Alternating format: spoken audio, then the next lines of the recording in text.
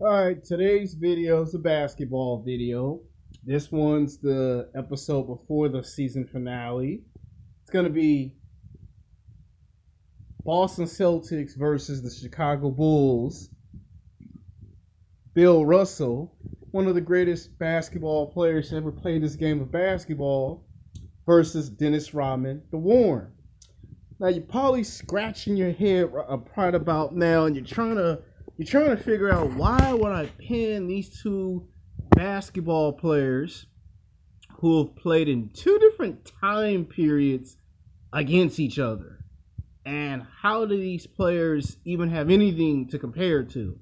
Well, let me break down Bill Russell's path to greatness, and then we'll get to Dennis Rodman in the second half. I'm sure this video probably might last maybe 20 to 25 minutes, give or take, maybe 30. Probably might be my longest video yet. Let's hope it doesn't get to 30, but keep your fingers crossed. Now, Bill Russell was in the time period where people did not want to see black men dating white women. You know, back in that 1950s, early 1960s, he was in that rough environment where he played high school basketball, college basketball. He was from San Francisco, and you know, he migrated and he got drafted into the NBA with the St. Louis Hawks, now today better known as the Atlanta Hawks. And he played on that team for about 3 seasons, got to the NBA Finals, lost. Then he found himself in the midst of his 3rd or 4th season coming up. He was being traded to the Boston Celtics, where it was 1957 or 1958, where again he lost to his former basketball team, the Atlanta Hawks. You know, and then I think that was in 1957, where in 1958 all the way to 1969, he would be on a team that would have a decade and a half of dominance. And when I say a decade and a half of dominance, I actually mean a decade and a half of dominance. Bill Russell stood at like 6'5", 6'6". Well, back then it was like 230 pounds. And he might have not been the biggest man on the basketball court, but there was one thing that was sure. He was going to take every single rebound from a defender like it was World War II. The man would hit you with elbows, pat you in your chest, double down on you, go up with you, go down with you. You had no idea when or how, but Bill Russell would get 20 to 25 rebounds a game, and he would do that consistently. There were days where he blocked your shot. So if you try to go up, he would block your shot. You try to score at the top of the key, he blocked your shot. You try to get a rebound, he fought you for the rebound. Every little position, he was there. In your face with the serious look, what you want to do on the basketball court. You want to do something off the basketball court, we can do that too. And he was that hard on the court as he was off the basketball court. In that time period, you look at those pictures where it was Bill Russell, Kareem Abdul-Jabbar, you know, Muhammad Ali, George Foreman. I think there was somebody else in that picture, but there were a lot of Jim Brown. A lot of the African Americans at that time were not happy with what transpired in college sports and in pro sports during the 1950s and the 1960s. And at that time, the NBA was trying to change. And he went on a tear where in 13 years, he won 11 NBA championships. Now, he won 7 or 8, maybe 9, I would say up to 8 NBA championships as a basketball player. And then he won his last 2 championships as a coach. So he plays on 2 basketball teams. He wins 8 NBA championships as a basketball player. But as 9 championships, 9 championships as a basketball player, but his last 2 championships as a head coach. He goes from playing with the Boston Celtics to coaching the Boston Celtics. It's not something that you see every day in sports, right? You go from a team that you play for winning 9 championships, and then you turn around and you win 2 championships as a coach. Like, that's an impressive feat. To this day, only a few people can pull off. Then to turn around and retire as coach, and then at one point become a general manager of the Celtics.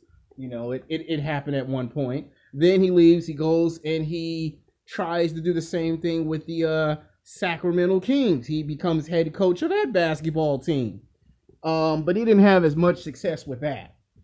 But during his time with the Boston Celtics, there was a rivalry with Will Chamberlain and those Los Angeles Lakers. I mean, the battles that they had. I mean, he won more championships than Will Chamberlain did, and he was able to psychologically get inside the mind of all his opponents, especially Will Chamberlain. The way he controlled the outcome, the way he controlled the game, the way he let Will score as many points, but when it came to who won the basketball game, Will Chamberlain lost the game, Bill Russell won the game. Will Chamberlain might have had the breakout performance, but Bill Russell had the solid MVP numbers. Will Chamberlain might have been looking good, but by the end of the night, Bill Russell got the win. And it was always like that 99.99% of the time. Now, during this time period, Bill Russell was known for not giving out autographs, not taking pictures. And a lot of people thought that was strange, that you're winning all these championships with the Boston Celtics in the 50s and the 60s, but you mean to tell me you're not going to take it upon yourself to take pictures with basketball fans? You won't sign autographs? And he became very highly contra figure because of that. In fact, the NBA was very upset with him when he did it. And, you know, they asked him a number of times why you're not taking pictures with the kids, why you're not giving kids autographs or signing kids autographs. And when they made him take autographs and pictures with kids, then he charged them money. And again, the NBA had a problem back then when he done it. Now we look at him in his career today, you know, NBA Hall of Famer, college basketball Hall of Famer, you know, four-time NBA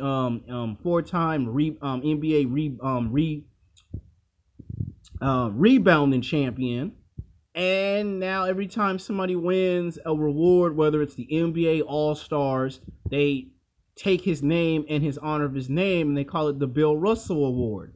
So if you get that, that's like the highest among rewards besides the championship ring. So every time somebody wins an NBA championship, he gets to grace the Larry O'Brien trophy to the team that won the title, like the Golden State Warriors. Every time somebody wins a championship, you know, he's come out the last 8 or 9 NBA Finals appearances of today, and he has graced that team with the championship trophy, but they always refer to it as the Bill Russell Award. Just to look at his career and go, this guy played on 2 teams. This guy wins 9 NBA championships as a basketball player. He wins 2 as a coach. He coaches 2 other NBA teams. He becomes notoriously known for not giving out pictures, signing autographs, and when he does, he make you pay him money.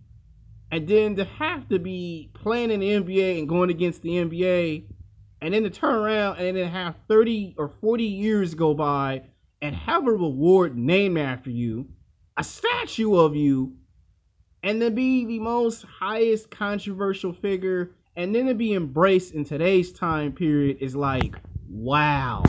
And I don't think there'll ever be another basketball player like Bill Russell ever again. People always bring up Michael Jordan, Magic Johnson, Kobe Bryant, Shaquille O'Neal, LeBron James, but you don't hear too many people bring up the names Bill Russell and Will Chamberlain a whole lot. And Bill Russell won a lot of NBA finals. I mean, when he was with the Celtics, he was undefeated in the finals. But if we go back to before he was with the Celtics, he did lose only 1 NBA finals in his whole entire career.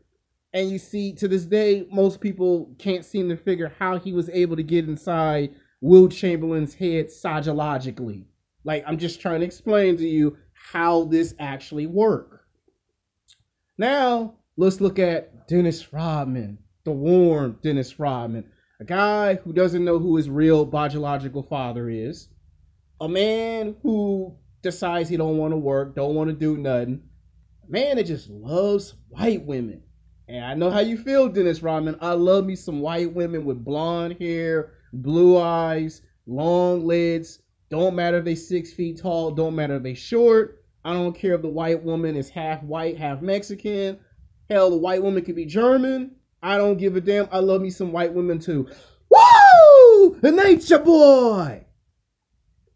And Dennis Rodman got into a lot of trouble in this time period. It was the 1970s, early 80s. And his mama gave him an option. Either you go to college, or I'm going to ship your ass off to a place you don't want to go to. And he was playing street basketball, and one day a college recruiter saw Dennis Rodman and told him you got far too much talent to just be sitting on the street not doing nothing. And he found himself with a family and a farm. And that's when Dennis Rodman found out about how people being racist and biased. Trust me, Dennis, I know something about that as of right now. I won't say where, but I know exactly where I go. I know exactly what you went through. And I'm going to leave it at that. And he found out the hard way on what happens when you mess with white women. He found out the hard, painful way. He played basketball in high school. He did what he was supposed to do. He started messing with the basketball coach's daughter, which is a big no-no. You got to have some big balls to do that, but he did. And he was the best player on their team. He played college basketball for about 2 or 3 years. He gets picked and drafted into the NBA. And he goes to one of the best basketball teams in the East, the Detroit Pistons. You know, Isaiah Thomas and Lambeer of the Detroit Pistons. He gets picked, and that's when we find out that Dennis Rodman is like 6'8", 230 pounds, and he was a force of nature. He could slam dunk the basketball. He had a long vertical jump. He could block. He could rebound. He could make his free throws, and he was a very good defender. In fact, he came in at a critical moment in the games when they needed him to guard somebody like Scottie Pippen. He was able to do it. And this is how they were able to beat the Chicago Bulls, not 1, not 2, not 3, but 4 times in 4 seasons. And it frustrated the hell out of a young Michael Jordan, who mentioned 25 years ago that if it wasn't for the Detroit Pistons, he would have never been as great as a basketball player as he is today. And Dennis Rodman had the privilege of winning 2 NBA championships 2 years in a row when he got drafted in the 1986-1987 NBA Finals. He had the privilege to be on that team that win back-to-back championships, because once he got to 1989, 1990, he had already been there in 87, but it was a rookie coming off the bench. And then the year that they lost in the NBA Finals, he had been there, but he hadn't played much. And when he won back-to-back championships, Chuck Daly was the head coach. God rest his soul, rest in peace. And when they got rid of the coach, he began to have a problem. You know, the alcohol, the drugs, the pressure, the women, it all became too much for him to deal with. And he got shipped off to San Antonio. Now, he played good in San Antonio, but you know, David Robinson complained that he didn't want to come to church. He didn't want to give to the community. He didn't want to hang out with the community. He wanted to do his own thing. And I get it, Dennis Rodman. I want to do my own thing at the job, and you know, they blacklist us because, you know, we're rock stars and they don't like to follow the rules of the establishment. I know how you feel about that, because the establishment got a problem with me, just like the establishment had a problem with you. But anyway, San Antonio complained. And you see, that same year, they won the most basketball games. I think that time period, San Antonio had won some 60-plus basketballs off of his athletic ability. And they could no longer tolerate his, they couldn't tolerate his behavior. 1 minute he had blonde hair, then green hair, red hair, blue hair, yellow hair, green hair, purple hair. You know, he kept bleaching his hair, different hair colors. And the NBA did not like it. Before Allen Iverson came in there and started doing some stuff, Dennis Rodman would do this. And then Dennis Rodman would pick fights with basketball players. Charles Barkley, Charles Oakley, get into it with Patrick Ewing, Reggie Miller. But his most famous one is messing with Karl Malone, the mailman. Now that was the stuff of legends. And Dennis Rodman would say he would do this to psychologically get inside the mind of his opponent to throw his game off so he could not concentrate in the basketball game for 4 quarters. And that's how Dennis helped San Antonio win those games. But San Antonio didn't like that because that was in the spectacle of entertainment, not basketball. And if you look at today, you have plenty of basketball players, and I mean plenty, who imitate and copy the style of Dennis Rodman. So when Dennis Rodman did it, he got no respect and no credit for what he was doing. But you look at today's NBA, you got Lance Stevenson blowing air in LeBron James's ear when he was with the Miami Heat, and all of a sudden people accept it as entertainment. But when Dennis Rodman did it, it's like the brother just couldn't get no credit for it, bringing entertainment into the NBA when he did.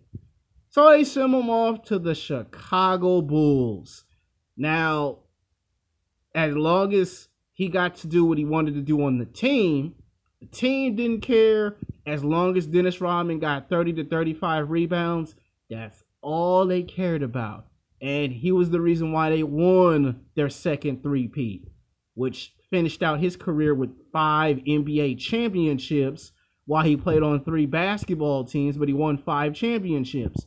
Of course, when Michael and, Scottie and them separated, again, he would get traded. They would send him to the Los Angeles Lakers.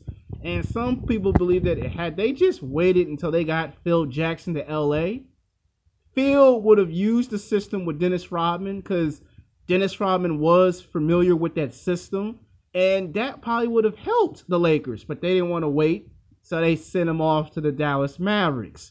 And we all know what happened when there. He stayed there for a season and then he found himself out of the NBA. Then he went to go play overseas, where he won 2 championships overseas. Something that they never talk about, something they never mention ever. They wait until 5 or 10 years later to mention that he played another 5 years outside of the NBA to finish his basketball career. Now, he's wrote 4 books. He's been in television. He's been in film. He's been in cartoons. He's had a comic book of himself. He's gone to high schools and colleges and talked about his basketball career. And yes, there was that, high publicist arranged or whatever you call it with Madonna. That's highly controversial. And a lot of people were confused that this man didn't know if he was a man or if he was a woman. But again, it was in the spectacle of entertainment because he had bring us the entertainment era. And he, people thought he was nuts because he wore a dress. But he did do all of this. And even participated in professional wrestling, which proves that if it weren't for Dennis Rodman, the NBA wouldn't have its entertainment that it has today. Now, some people might say that's giving the man too much credit, and it probably is. But you can't deny that he won 5 NBA championships. You can't deny that every team he played on, he gave you 110% of his best. And you can't deny that when the game was boring, he made the game fun and entertaining for you to watch. And the ratings were just going up the roof. They put him on TV talk shows and people just tune in just to hear what Dennis Rodman had to say. So, yeah, he only played maybe 14, 15 years of professional basketball, and it would have been nice if he could have stayed on one of those teams. Who knows? He probably could have won 6 or 7 NBA championships. Now, that don't mean he's the best player in the whole world, but when it came to getting some blocks and some rebounds, Dennis was not afraid to get in your face and inside your mind and see what makes you tick. Now, matchup-wise, Dennis Rodman is a orthodox basketball player. And even Bill Russell admitted it, that if you took Dennis Rodman and you put him back in that system, he probably would get a lot of rebounds. Now, who's the better basketball player? I would say by a slight edge is Bill Russell, But when it comes to rebound production, I would say in this case, just by a slight little hair, just a slight little hair, I would go with Dennis Rodman. Simply because the way he got rebounds, there were more rebounds. He was getting 30 to 35, sometimes close to 40 rebounds, and they hadn't had a basketball player do that type of work ethic. Devote himself to the gym. Now, I'm not saying Bill Russell couldn't do the same thing. What I'm saying is you look at the work ethic, it ain't the same. So technically, I should say it's a tie. Technically, we should just call it a tie. Because if you look at their careers, both players love to get inside the minds of their opponent. Both players were controversial figures. Both players won multiple championships. Both players played on more than one basketball team. Both players were in a time period where society and the sport they played was not with them, was against them. Both players had to go through their ups and their downs. Both players have had to sit there and reinvent themselves through the years. One's beloved today, the other one is highly publicized as a freak show. So you come to the conclusion of what you think. Until next time, peace.